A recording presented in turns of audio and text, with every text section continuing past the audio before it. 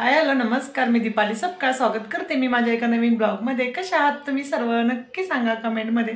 चला तर नवीन दिवसाची नवीन सुरुवात आणि आज करूया व्हिडिओला सुरुवात. आणि आता सकाळचे ना 8 वाजले आहेत. आज आमचा नाश्ता वगैरे झाला आणि आज ना 9ला सुट्टी आहे स्कूलला. कारण आज इथं वोटिंग करायचा दिवस आहे, मतदानाचा दिवस आहे इथं जम्मूमध्ये आज. तर आज स्कूलला वगैरे सुट्ट्या आहेत. चला म्हटलं आज मस्त पोह्याचा बेत केला होता छान. आता पोहे वगैरे सगळ्यांनी खाल्ली, नाश्ता वगैरे झाला आणि आता मला दुपारचा स्वयंपाक, कपडे अजून आहेत, भांडी वगैरे आहेत. कारण आज लेट उठली, अर्णव स्कूलला नाही जाणार तर थोडं मग लेटच उठली. म्हटलं मग काय करणार. आणि आज फौजी पण लवकर गेले आहेत, फौजी नाश्ता करायला काय आले नाहीत. बघूया आता येतील, आल्यानंतर मग फौजींसाठी नाश्ता वगैरे बनवायचा आहे. आणि मुलांचं म्हणाल तर नाश्ता वगैरे झाला आहे, छान आता बसल्या टी व्ही बघत. अर्णवची आंघोळ झाली, कुणालची अजून आंघोळ नाही झाली, त्यानं ब्रश वगैरे करून नाश्ता केलाय. चला मग लागूया कामाला आणि बघूया आजचं माझं सकाळचं रुटीन काय काय आहे. आणि आज वातावरण म्हणाल तर आज छान असं ऊन पडले सकाळ सकाळी. काल ना थोडं सकाळी ऊन पडलं आणि दुपारनंतर परत पावसाचं वातावरण झालं. जास्त काही पाऊस नाही पडला, हलका फुलका पाऊस पडला. आणि आजकाल इथं काय होतंय, दिवसभर कडक ऊन पडतं आणि नंतर 4-5 वाजता ना पाऊस सुरू होतंय. तर माहित नाही कसं वातावरण चाललंय. आता गरमीचे दिवस होते आणि पाऊस पण येतोय, गरमी पण सगळं चालू आहे.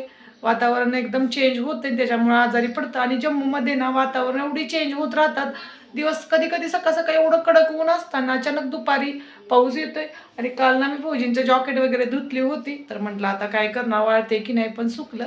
कारण दुपारपर्यंत छान कडक ऊन होतं, तर आरामात सगळे कपडे सुकले होते. चला लागूया कामाला. अजून मला बघा किचन वगैरे क्लीन करायचं आहे, नाश्ता वगैरे झालाय, पोहे वगैरे झाले होते. चला बाकीचं पण आवरायचं आहे. चला तर मग करूया व्हिडिओला सुरुवात आणि बघूया आजचं माझं रुटीन. आणि चला तर आता चपातीला कणिक वगैरे मळून घेतो. आणि त्यांना मी सारखं घड्याळ बघत होतो, असं वाटत होतं फौजी आता येतील, फौजी आता येतील. आणि त्यांना फोन पण लागत नव्हता, माहीत नाही त्यांनी फोन स्विच ऑफ वगैरे ठेवला असेल. ड्युटीवर जास्त फोन अलाउड नाही, त्यामुळं कधी कधी ते स्विच ऑफ वगैरे ठेवतात. तर आता इथं माझं चाललं होतं कणिक वगैरे मळायचं. आणि म्हटलं चला पटपट स्वयंपाकाचंच आवरूया, कारण फौजी आले तर डायरेक्ट जेवणच करतील. आता नाश्त्याचं वगैरे तर टाईम संपून गेलं होतं. तर आता इथं कणिक वगैरे मळून ठेवते आणि तोपर्यंत बाकीची कामं आवरून घेईन. आणि मग एका साईडला भाजी वगैरे आमटी सगळं बनवायचं होतं मला. चला तर आता कणिक वगैरे मळून घेतो आणि नंतर बोलते. आणि त्याच्यानंतर म्हटलं किचन कट्टा वगैरे सगळा क्लीन करून घेऊया. गॅस वगैरे पण सगळं क्लीन करून घेते, भांडी वगैरे सगळी झाली, किचन कट्टाही क्लीन झाला ना मग बाकीचं काहीतरी काम सुचतं. आणि आता मला कोबूची भाजी वगैरे पण बनवायची होती, तर त्याची पण मी तयारी केली होती. तर म्हटलं चपाती वगैरे झाली ना, भाजी त्याच्यामध्येच लगेच बनवायला येईल. आणि मी अख्खा मसूर वगैरे रात्री बनवला होता ना, त्यातला थोडा शिल्लक होता. तर म्हटलं कोबूची भाजी, दही, चपाती, भात आणि अख्खा मसूर तर आहेच. 10 वाजायला आले आहेत आणि फौजी अजून आले नाही. आणि मला वाटतं सकाळी ना ते 5 किंवा 6 वाजता गेले असतील, कारण फौजी गेले ना तेव्हा त्यांनी मला हाक मारली दरवाजा वगैरे बंद कर म्हणून. तर मी पण झोपतच होते, त्यामुळे बघितलं नाही किती वाजले. आणि अजून नाश्ता करायला आले नाहीत, माहीत नाही नाश्ता केलाय की नाही. फौजींचं ना काम असं असतं की म्हणजे टाईम टू टाईम जेवायचं म्हणजे फिक्सच नसतं कधीही. आता एवढा वेळ झाला, टेन्शन पण वाटतं, बाहेर एवढी गरमी आहे.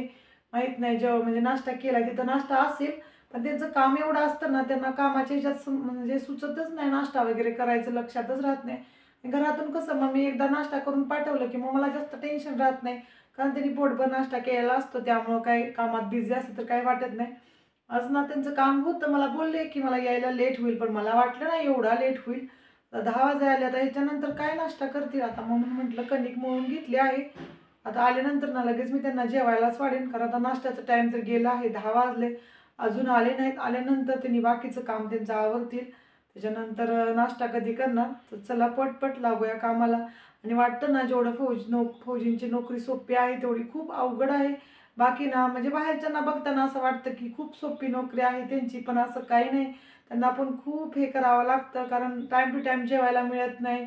आणि ऊन असू दे, वारा असू दे, पाऊस असू दे, सगळ्या मोसममध्ये त्यांना ते झेलून त्यांचं काम आहे ते पूर्ण पार पाडावंच लागतं.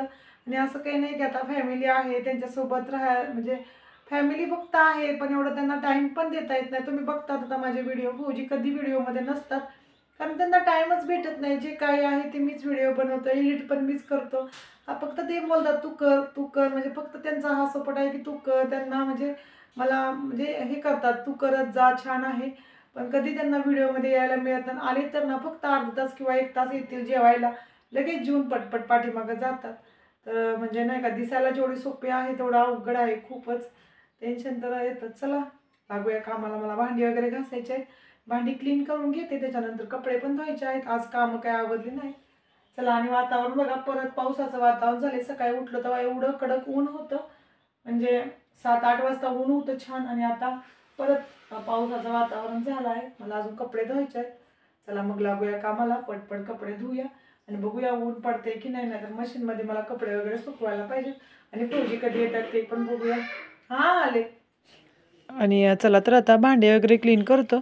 आणि आज ना अर्नवला सुट्टी होती, त्यामुळं आज म्हटलं चला पोहेच बनवूया, कारण सुट्टी दिवशीच पोहे वगैरे असलं बनवता येतं. बाकी दिवशी तर मग चपाती भाजी, परत डोसा इडली ह्या सगळ्या गोष्टी असतात. पोहे जास्त बनायला होतच नाहीत घरात, कारण डब्याला पोहे वगैरे द्यायला नको वाटतं. तर आज पोहेच वगैरे बनवले छान. आता पोहे वगैरे खाल्ले सगळ्यांनी, नाश्ता वगैरे झाला. फौजींचा बराच वेळ वाट बघितला, त्याच्यानंतर नाश्ता बनवून दिला मुलांना वगैरे, मी पण केला. चला मग आता बघूया फौजी कधी येतील, तोपर्यंत मी घरातली बाकीची कामं आवरून घेतो. तर चला तर आवरते पटपटानंतर बोलते.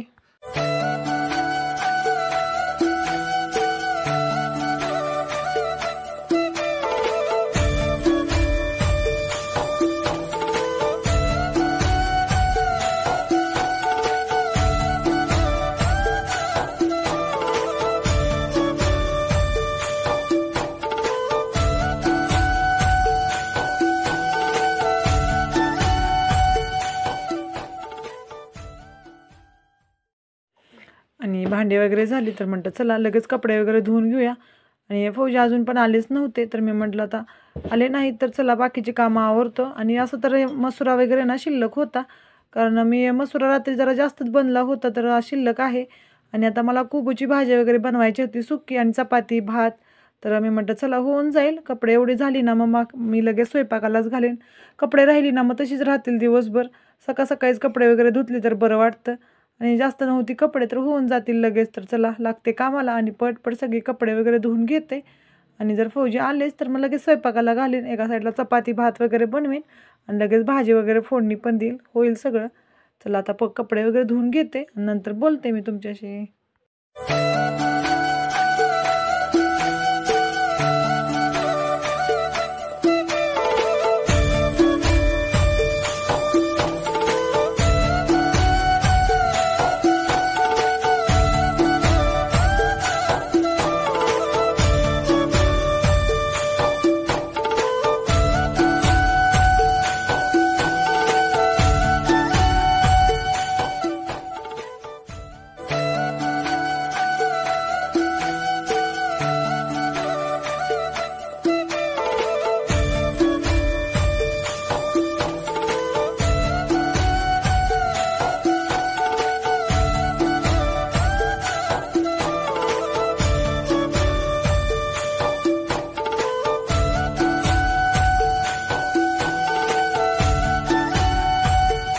चला आता कपडे वगैरे पाण्यातनं काढून घेतो, आणि एकदा मला पिळून घ्यायचे आहेत.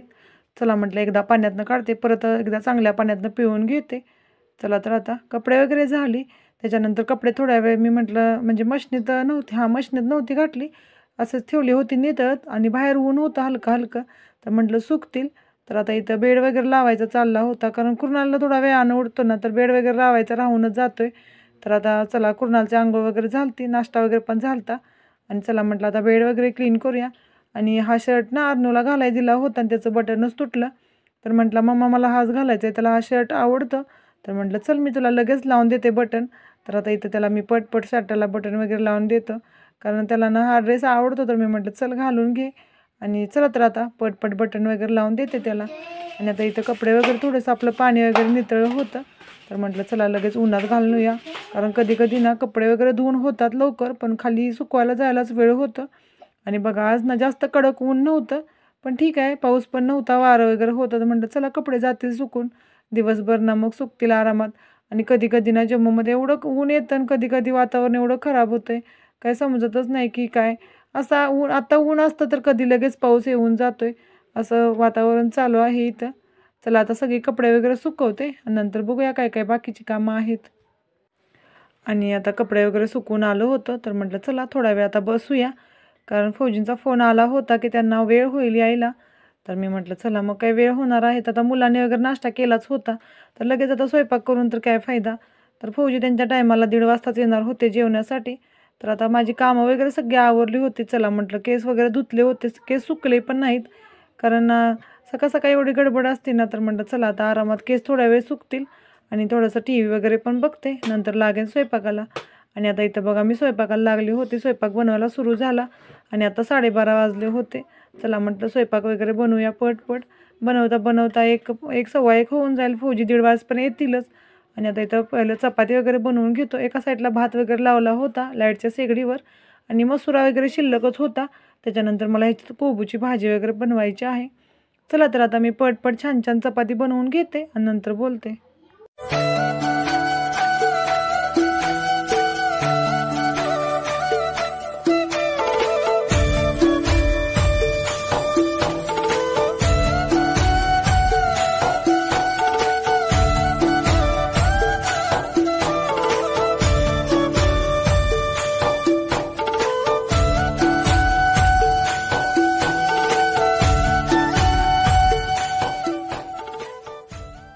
आणि चला आता इथं माझ्या चपात्या वगैरे झाल्या होत्या बनवून आणि बघा किचनमध्ये ना पूर्ण धूर धूर झाला होता, कारण चपाती वगैरे बनवलं ना किचनमध्ये असं जास्त धूर असं होते. इथे एक्झिट फॅन वगैरे आहे मी लावला होता, तरी पण धूर काही अजून कमी झाला नाही. पूर्ण रूम अशी धुळेदार झाली होती. चला चला म्हणजे होतच राहते काय नाही. आता मी इथं ना भाजी वगैरे बनवून घेते आणि मला कोबूची भाजी वगैरे बनवायची होती. मग आधीच सगळं कट वगैरे करून घेतलं होतं, भाजी टॅमॅटो कांदा वगैरे सगळं. आणि मी हिरवी मिरची वापरून भाजी बनवतो, खूप छान आणि टेस्टी बनते. चला तर आता पटपट आपला स्वयंपाक वगैरे सगळं आवरून घेतो. फौजी येतीलच थोड्याच वेळात.